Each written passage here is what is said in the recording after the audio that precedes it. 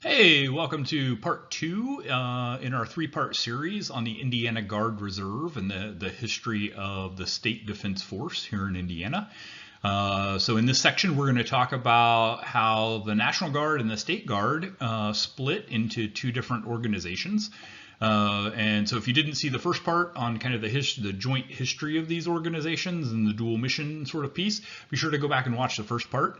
This will run us all the way up through after World War II, at which point we will go to the third part in the series. But welcome to part two, and let's get started. So there's a number of things that are going on at the national level, these kind of national trends that are happening that impact the Indiana Legion and the State Guard during this time. So the first is the growth of the popularity of the name National Guard. And so the National Guard, this name comes from the Marquis de Lafayette's troops during the French Revolution. They are commanded by Lafayette. They are the military unit. They're the unit within the French military that is tasked with civil law enforcement. So they handle everything from disaster response to riots to guard duty to any of these sort of things that are happening in the French military at that point. And so because of the popularity of Lafayette and the people start modeling based on his units and what they're doing, you start getting the idea amongst these Indiana Legion members and across the country, these state guard units and militia units, the idea of a National Guard, a nationalized reserve component, so to speak, of the federal military. And so you start seeing popularity of this term national. So you may have within the same geographic area, the Monroe County State Guard or the Monroe County Legion and the Monroe County National Guard. And these are two separate units. And there's other times you had units that were arguing over the name and how much they wanted to do this model versus stay local versus serve nationally or serve around the state. So you've got local units, state units, national units, and they're all sort of clumped together, and people have different philosophies about what's happening. This split in philosophy leads to a number of different things. So you get the militia folks who see their job as disaster response, law enforcement, those sort of things. And then you get the folks that want to be the backup to the Army. And now this is also, we're talking the 1890s in particular, at the peak of this, you've got Spanish-American War going on, and you got folks that want to use this National Guard title and this National Guard idea to go serve overseas, which is always sort of ironic that, like, you know, we don't think about it too much in 2021, but like the National Guard isn't guarding the nation. They are serving overseas as a reserve component of the U.S. Army. And so you get folks that want to do that when needed, but not be part of a full-time professional military. And so this split in philosophy is creating a lot of differences of opinion about what a National Guard or a State Guard or who are the units that should report to the Adjutant General. The Indiana State Guard, despite the name, contained both types of units. So you've got people that only want to do local militia. You've got people that only want to do National Guard, Army Reserve stuff. And then you got folks that kind of want to serve around the state. So you're getting this real hodgepodge of what's going on then. So the Spanish-American War really leads to some interesting changes that happen nationally in the military. The first is that the militia units, the state militia, the state guard, or units that wanted to be part of the National Guard that were called up during this time are found to be lacking in training and equipment and tactics. Like, the Army has progressed a lot since the Civil War, and they're not keeping up in training and everything else with the current modern Army of 1898. And so the Army sees this need then to kind of, if we're going to be able to call these units up, we need to standardize some of their training, and we need to dictate some things that they're doing. And so in 1903, which is well after the Spanish-American War, but it's a direct kind of outcome of that, you get the Efficiency in Militia Act. And this is sponsored by Congressman Charles Dick of Ohio, who also happened to be president of the National Guard Association. So the National Guard Association is this group that wants this Army Reserve job for these militia units. So they are these National Guard. So you get National Guard Association that is a lobbying group to kind of create this relationship. And he happens to be a congressman, and he gets this Efficiency in Militia Act. And what it does is it provides funding and training for state militia units to serve as National Guard aligned under the U.S. Army. So in other words, it provides federal funding via the Army to train some units of the state militia as National Guard. So it sort of codifies and provides funding for this. Now, you can see pretty quickly, if you are a state guard unit that is relying on your county or your city to provide funding and military training for your money for your military training, your uniforms and everything else, and then suddenly the unit next door is getting money from the Army to come do these things, that creates a lot of inequality differences right off the bat as to, you know, who is going to attract new people, who's going to be involved with stuff, who's going to have the coolest uniforms, the latest weapons, all of these sort of things. This also solidifies the president's ability to call up the National Guard as a component. So it says that, yeah, the president can say these National Guard units, because the Army has given them money, these National Guard units can be called up. So we don't care about your state guard units. We're not worried about them. We don't need to worry about the state militia anymore. We will just take the ones that identify as National Guard. In 1910, there's this group called the Liberty Guard that gets formed in Indiana. And this is an interesting group. So you still have the Indiana State Guard, which is now has National Guard units and State Guard units in it. But then there's this third sort of group, the Liberty Guard, that gets formed. And the Liberty Guard touts itself as an organization of home guards. Home guards is a term for the militia units that didn't really want to go serve around the state. They only wanted to serve in their local area. And so the Liberty Guard is these home guard units. They're really social and ceremonial. They have banquets and they have dinners and they do parades and stuff, but they're not really doing anything that we would recognize as militia work, right? They're not doing any guarding. They're not serving as backups to the county sheriff. They're not doing any of that work. They're really having dinners and oftentimes probably reliving war stories from previous service. And the membership overlaps with the National Guard. So as the Indiana State Guard becomes the Indiana National Guard, because they're now starting to get this funding coming in, the State Guard units that aren't part of the National Guard start sort of slowly dropping off, and some of those folks transition into the Liberty Guard. However, you've got National Guard members that are part of the Liberty Guard. It's really more of it's not a state agency in any way. It is a social organization. And so it can have National Guard, State Guard, Home Guard, can have all of these things together as members. So by 1916, war is looming in Europe. It's starting to break out. We have the Mexican border expedition war that's occurring in the United States, and National Guard units are called up, much on the old volunteer model. You know, get your buddies together, sign up as a unit, and go serve in the National Guard sort of model that happens for the Mexican border expedition. And then World War I is kind of looming and getting started. One of the most landmark changes in American military history happens, which is the National Defense Act of 1916. And National Defense Act does a bunch of things. It creates ROTC, it creates reserve components of the military. It does all sorts of modernizing of the military that happens.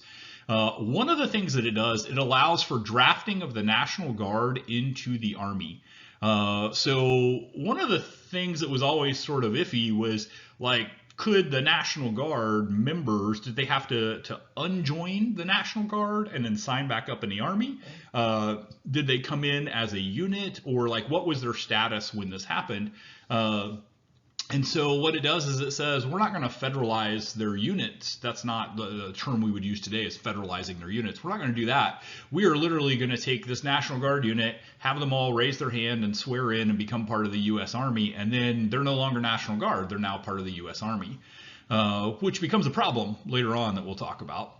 It requires Army uniforms, training, and standards of the National Guard. So some of these units were still wearing whatever uniforms they wanted to wear. You still had, I don't know that there were any Zouaves at this point, but there were, people were having their own uniforms for different National Guard units. And they said, no, everybody's going to wear the standard Army uniform, and we're going to train to particular standards. It prohibits states from maintaining any organized militia other than the National Guard. So the state guard units, they are going on, so that there becomes this rivalry that comes out of the National Guard Association, where they really see the state guard units as a threat.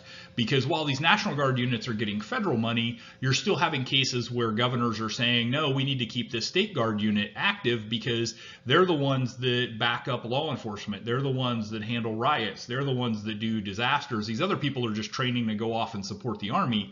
We need these state guard units. And National Guard advocates and politicians are saying, no, we want all the missions, we want all the things. And they managed to get written into the National Defense Act this prohibition of organized militia other than the National Guard. And that will also be a problem rather quickly during World War I. So during World War I, this is a direct quote, the induction of the National Guard left states during wartime without their principal means of responding to natural disasters, suppressing riots, and assisting local lawmen when mobs threatened to lynch suspects in custody.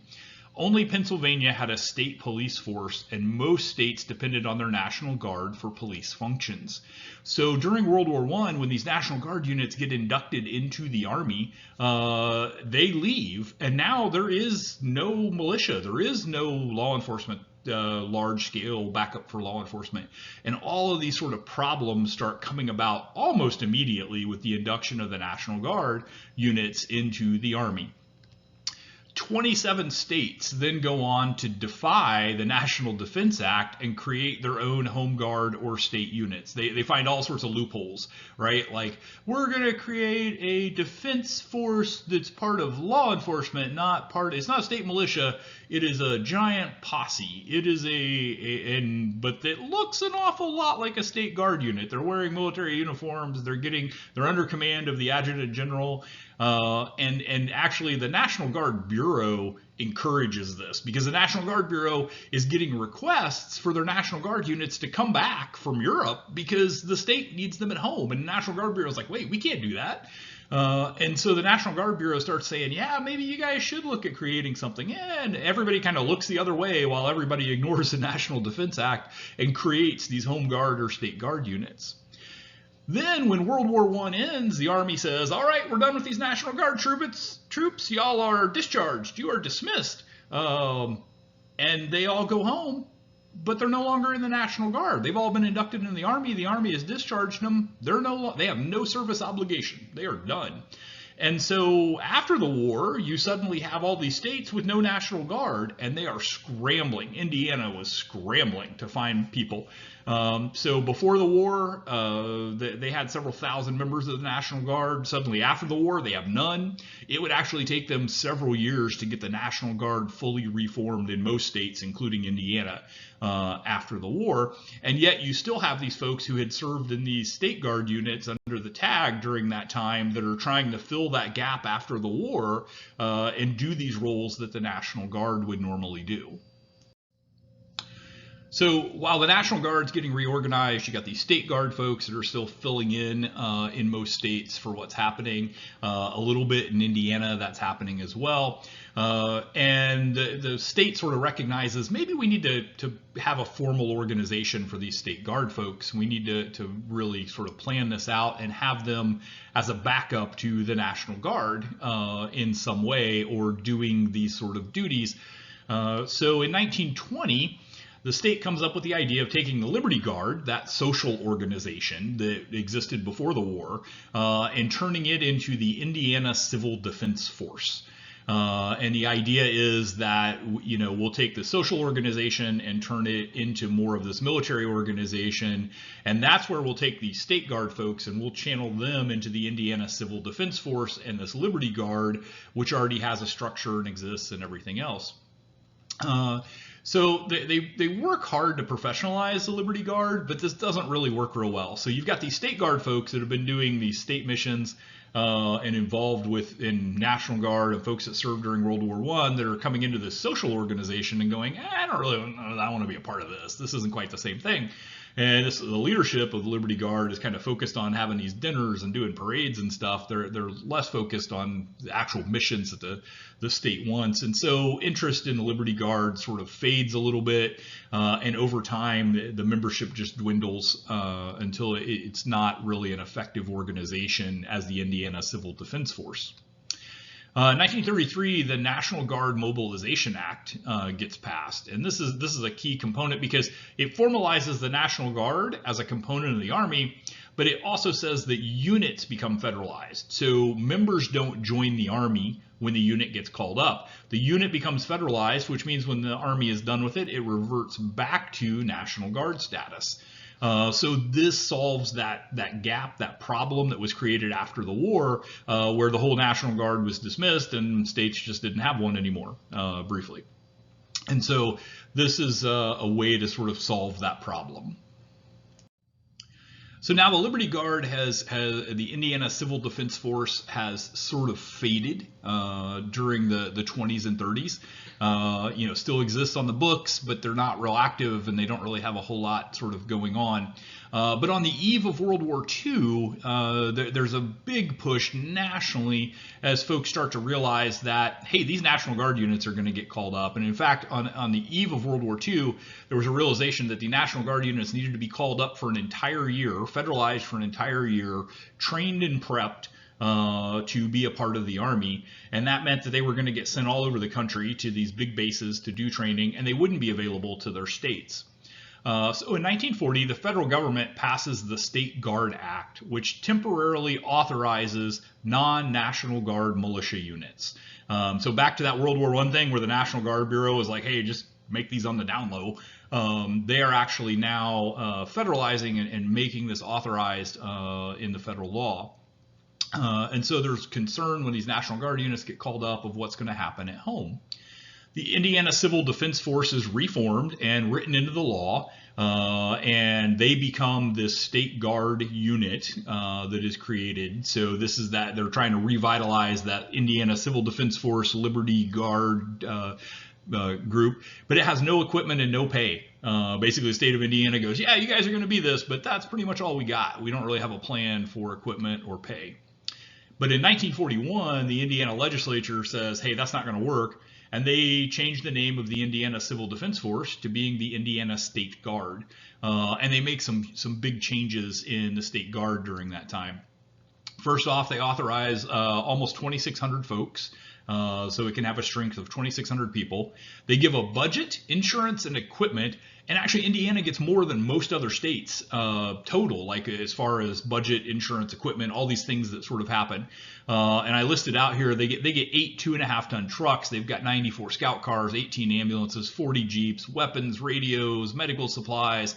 They don't get any pay. This is you're in the State Guard, no pay, but there's this equipment, and they organize into 5 regiments: Fort Wayne, Kokomo, Indianapolis, Bloomington, and Evansville. They also have, again, 3 segregated companies in Indianapolis that are African American units, because the entire U.S. military is still segregated at this point, but they do recognize that there's this capability to create these segregated units in Indianapolis, and they do. So in other words, they're not going to get any pay to show up to drill. They're not going to get pay to do training. But there's the possibility that if they get federalized, then get activated by the state, then maybe they'll get paid.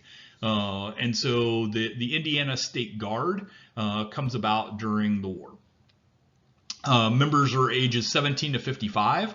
So you get a lot of folks that join the State Guard who are thinking about, when they turn 18, they might join the Army or the Navy or Marines, something like that. But they're going to do it. But they also take these older folks who may have served in World War I, and it gives them an opportunity to continue to serve and be a part of it when the current federal military is not going to take them. They ran about 2,000 members for most of World War II, but in the end there were 10,577 that were documented as having served by the end of the war, because some people join, they serve for a year or two, then they join the federal military, vice versa. Some people got off of federal duty, maybe they got injured, maybe they got hurt, they'd come back from being in the federal military and they would join, and then maybe other things happened, life came on, they moved to somewhere else, they couldn't be a member anymore, lots of reasons that there's turnover, but they averaged a membership of about 2,000 throughout all of World War II, with a little over 10,000 having served in the end. Now, to talk about, the impact of Pearl Harbor, right? So you've got all these National Guard units that are off doing training somewhere, these State Guard units that have been formed, and then the attack on Pearl Harbor happens. And so by noon on December 17th, 41, the Army estimated, so you're talking 10 days later, the Army estimates that there are 13,556 State Guardsmen across the U.S. that are on state active duty protecting docks, power stations, and water supplies.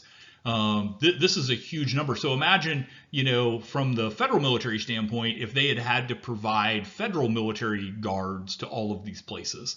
That's a big chunk of folks that are pulled out of training to go do this. In fact, they did. There were 48,000 Army troops, which included the National Guard, which had been federalized, that were on similar missions across the U.S. So they're guarding stuff in those places too. And so the State Guard troops, really quickly, the Army realizes these State Guard troops are freeing up National Guard and Army troops to go do the training and the things that they need to do. So while the National Guard is off serving in World War II, the Indiana State Guard takes on a lot of those missions, and they have a number of things that happen during that time. In February of 43, they responded to a fire at the Woodmere State Hospital in Evansville. This was a disaster recovery sort of operation, clearing out, helping rebuild the hospital, helping take care of the casualties from that. They responded to flooding in Terre Haute and flooding on the Ohio River during World War II. And these aren't things you think about, but like disasters happen during wars.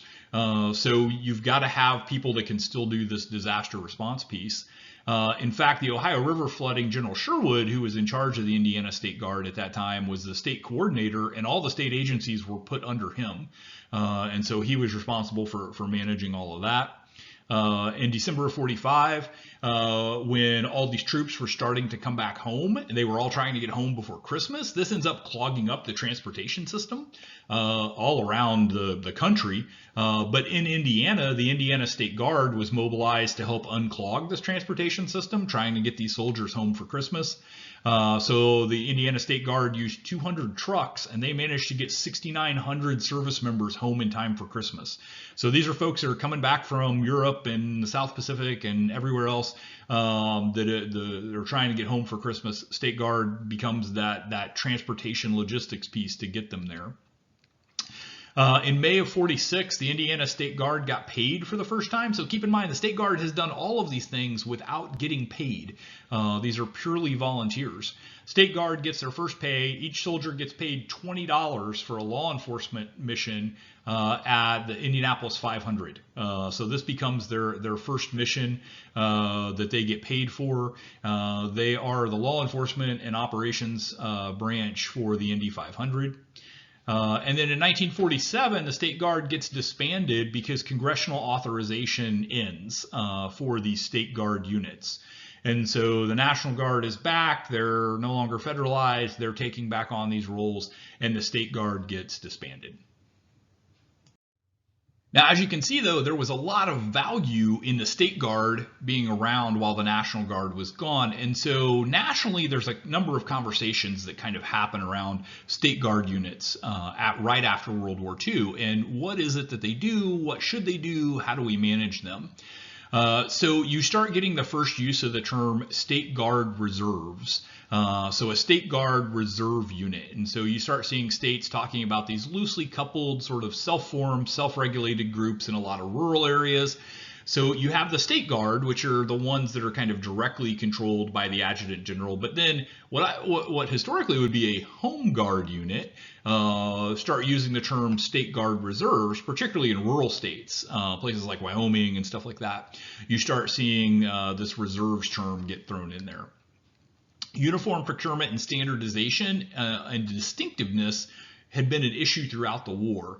And so what I mean by this is, if you're trying to get uniforms to all the folks that are serving overseas, and in this newly expanded U.S. military, it's tough to then also supply standard uniforms to the states. So a lot of states were like, hey, we're not going to worry about having the standard Army uniform because they need all those uniforms they can for the Army. So we're going to have our own state uniforms, and these are what they're going to be. In the cases where they were wearing Army uniforms, the issue of distinctiveness, like how do you know a State Guard from a U.S. Army person, soldier, sailor, airman, all these sort of groups, how do you know the difference between them and these State Guard units?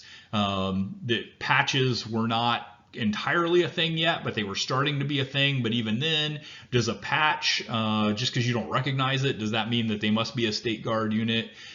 So one of the things that came about from this was the idea that what if we just make a consistently say all State Guard units will have X as a standard. And one of the things that catches on is the idea of red name tags. So, the standard Army dress uniforms has a black name tag that's on it. What if it had a red name tag? And with field uniforms, what if they had red insignias rather than black ones? So you start seeing, and this is something that continues to this day. So the berets that are authorized with the service uniform, State Guard units wear a red patch rather than a blue patch on the background of it. They wear red name tapes on the dress uniforms rather than black one, or name tags on the dress uniforms. So this distinctiveness thing becomes a part of the Army uniform understanding from that point forward. There's also a lot of talk about the state police and the roles that the tags were using the State Guard troops. And what if a National Guard had an internal security force, and the internal security force kind of becomes a buzzword for these State Guard units. In other words, we need somebody outside of the National Guard structure that the Army gives us to do these other missions that we sometimes get from the state. So these things come into play for Indiana. So the Indiana State Guard was briefly reactivated during the Korean War, but the war was over before they ever really truly got mobilized, because the Korean War didn't last that long. It took a while to get them mobilized.